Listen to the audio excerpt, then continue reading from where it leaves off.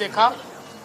Emergency हमारे देश के इतिहास में एक ऐसा अध्याय है जिसमें पूरे तरीके से लोगों के मौलिक अधिकारों का हनन हुआ था। भारत के संविधान को एक प्रकार से बंद कर दिया गया था।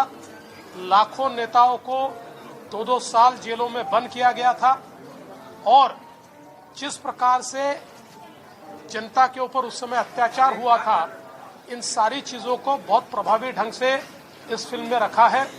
लेकिन साथ साथ कंगना जी ने जिस प्रकार से स्वर्गीय श्रीमती इंदिरा जी का कैरेक्टर इसमें हमारे सामने लाया है, मैं उनको बधाई देना चाहता हूँ। बहुत प्रभावी ढंग से उन्होंने उसको लाया है और केवल इमरजेंसी का काला कार्यकाल नहीं, तो उससे पहले इस देश में इंदिरा जी के नेतृत्व में 71 की जो लड़ाई हुई थी उसको भी बड़े अच्छे ढंग से सामने लाया गया है। तो मैं ऐसा मानता हूँ कि एक प्रकार से उनकी जो लाइफ जर्नी है, वो लाइफ जर्नी भी इस पिक्चर के माध्यम से हमारे सामने आती है और देश का एक ऐसा इतिहास कि जो शायद लोकतंत्र को अगर जीवित रखना है तो जो इतिहास सबको पता होना चाहिए, वो इतिहास भी इस फिल्म के माध्यम से हमारे सामने आता है। संविधानासंदर्भात वारंवार भाजपला टार्गेट केलं जातं, तसं या चित्रपटातून काय सांगितलं? असं आहे की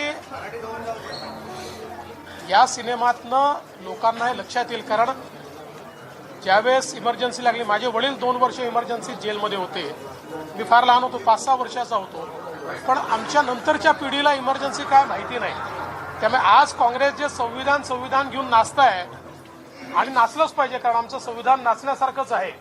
इतकं मोठं संविधान, महान संविधान आमचं आहे, पण त्याच काँग्रेसने त्याच संविधानाची हत्या करून या देशाला एक बंदीशाळा केलं होतं। हे देखील, हा इतिहास देखील आता सर्वांपर्यंत पोहोचला। नसबंदी संदर्भातलं देखील चित्रपटामध्ये दिसले, कसं बघता या संदर्भात? कि इसके बारे में पुलिस ने आपको सारी जानकारी दी हुई है कि किस प्रकार का हमला है, इसके पीछे क्या है, किस प्रकार की मंशा से ये हुआ, ये सारी चीजें आपके सामने आ चुकी हैं।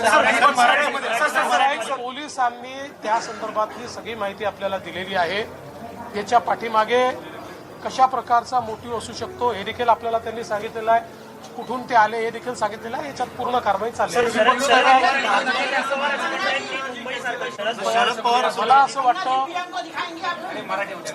मला असं वाटतं की देशातल्या मेगा सिटीमध्ये सर्वात सुरक्षित मुंबई आहे।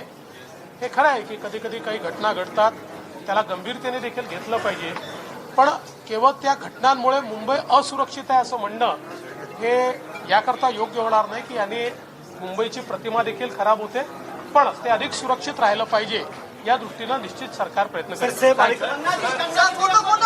जैसे कि मैं सो रहा हूँ तो पिताजी को जगाना है मुझे, तो वो डायरेक्ट उठाने के बजाय, और हिंसा की परंपरा मेरे यहाँ नहीं थी सौभाग्य से, तो वो क्या करते थे कि उस कमरे में आ जाएंगे या बाहर से गुजरेंगे और चौपाई बोलेंगे, प्रात काल उठ गए रघुनाथा